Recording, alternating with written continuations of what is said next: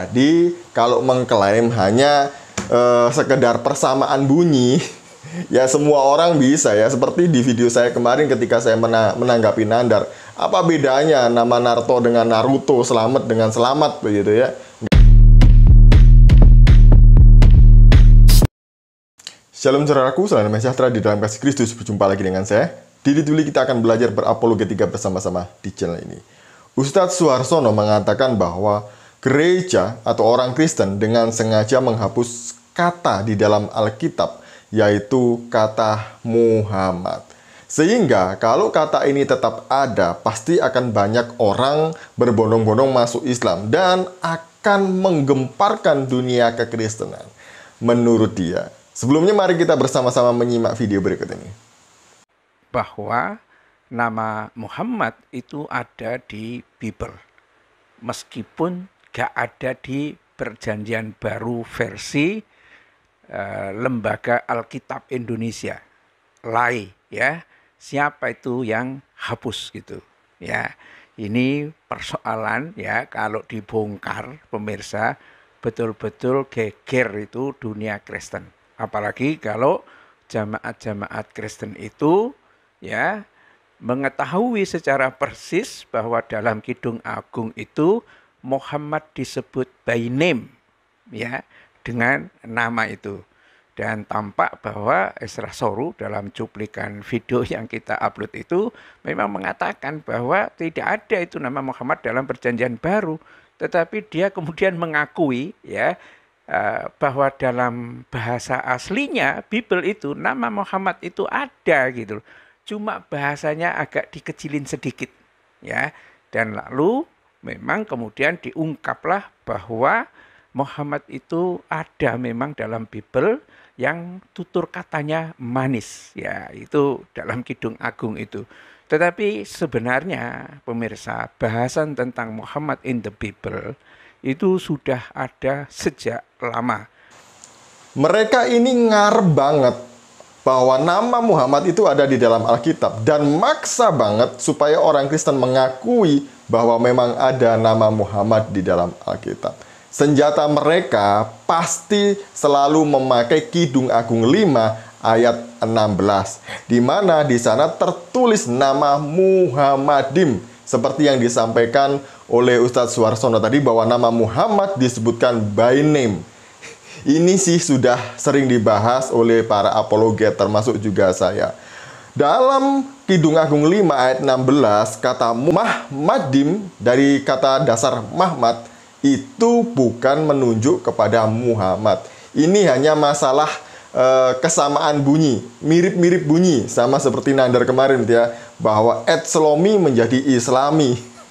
Ini ya seperti inilah kualitas mereka ini ya, yang menurut Ustadz Menahem Ali bahwa mereka ini memang minim literasi gitu ya. Nah, kata Muhammadim di dalam Kidung Agung 5 ayat 16 ini berbicara mengenai kata sifat, yaitu sifatnya Salomo yang dalam kata ini dalam bahasa Indonesia diterjemahkan menarik. Kata Muhammadim arti lainnya juga menyenangkan, kemudian sesuatu yang berharga. Nah, kalau kita fair, jujur di dalam Alkitab gitu ya, kata Muhammad ini ada beberapa di dalam Alkitab dan artinya berbeda-beda. Ada yang mengenai milik sesuatu yang paling berharga, milik orang Israel, kemudian dijadikan rampasan, kemudian ditukar guling dengan roti. Ada juga Muhammad di dalam Alkitab yang itu dicemooh oleh Allah. Nah, seharusnya kalau kalian klaim kata Muhammad ini untuk Muhammad, kalian juga harus mau mengklaim di ayat-ayat yang lain seperti yang pernah saya sebutkan di video saya, gitu ya. Nah, kita kembali ke sini. Sebenarnya kalau mereka mengklaim ayat ini untuk Muhammad gampang sekali, karena ayat ini berbicara mengenai Salomo dengan istrinya. Ini adalah kisah nyata yang terjadi tahun 900 sebelum Masehi. Apakah Muhammad pernah hidup di tahun 900 sebelum Masehi? Kemudian pertanyaan yang kedua, ini adalah kisah cinta pujian dari mempelai perempuan kepada Salomo. Istri Salomo ini adalah orang Israel. Pertanyaan saya yang kedua, apakah ada istri Muhammad dari kalangan orang Israel? Yang ketiga, kalau kita melihat konteks pasal 5 ini, si mempelai perempuan ini sedang berbantah-bantahan dengan gadis-gadis Yerusalem. Istri Muhammad yang manakah yang pernah berbantahan dengan gadis-gadis Yerusalem di abad ke-9 sebelum Masehi atau tahun 900 sebelum Masehi? Nggak ada kan? Jadi, kembali lagi bahwa kata Mahmadim di dalam Kidung Agung 5 ayat 16 ini adalah kata sifat, bukan kata benda. Tidak menunjuk kepada Muhammad sama sekali. Nah, untuk apa kami menghapusnya? Nggak pernah kami hapus. Anda melihat di dalam perjanjian lama, dalam bahasa asli, tetap ada tuh kata Mahmadim. Dan di ayat-ayat yang lain juga ada kata Mahmad. Ada Mahmadenu, ada Mahmadehem, yang artinya bukan Muhammad, tapi adalah sesuatu yang menarik, menyenangkan, dan berharga. Sekali lagi, itu adalah kata sifat, bukan kata benda atau nama diri seseorang. Tidak begitu. Jadi, kalau mengklaim hanya sekedar persamaan bunyi, ya semua orang bisa ya. Seperti di video saya kemarin ketika saya menanggapi Nandar. Apa bedanya nama Naruto dengan Naruto, selamat dengan selamat begitu ya. Nggak ada bedanya gitu. Nah, tuduhan mengenai penghapusan kata Muhammad di dalam Alkitab bukan baru terjadi akhir-akhir ini. Bukan baru terjadi di abad 20. Bukan. Di abad ke-8 Masehi ini pernah dipertanyakan oleh Khalifah Al-Mahdi kepada Patriark Timotius I. Jadi di abad ke-8 terjadi dialog antara Patriark Timotius I dengan Khalifah Al-Mahdi, yaitu seorang raja dari dinasti Abbasiyah. Apa pertanyaannya? Jadi di dalam buku ini ada buku yang bagus ini ya. Buku ini mencatat mengenai percakapan antara Khalifah Al-Mahdi dengan Patriark Timotius I. Mari kita membacanya. Maka Raja Kekasih Allah itu berkata kepada saya, sebagaimana sikap seorang Yahudi yang tidak menerima Isa alaihissalam, demikianlah juga sikap orang Nasrani yang menolak Muhammad. Jawab saya kepadanya, kata Timotius 1. Orang-orang Yahudi tidak menerima Al-Masih dan mereka patut dihukum.